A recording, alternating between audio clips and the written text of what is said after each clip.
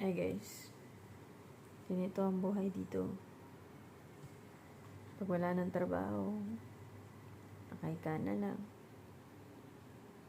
Minsan nakakainit.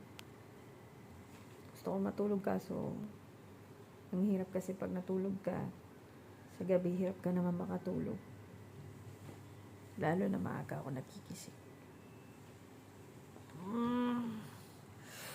Nakakatok.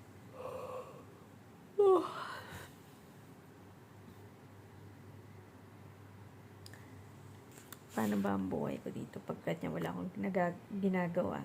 Ganyan lang. Walang magawa.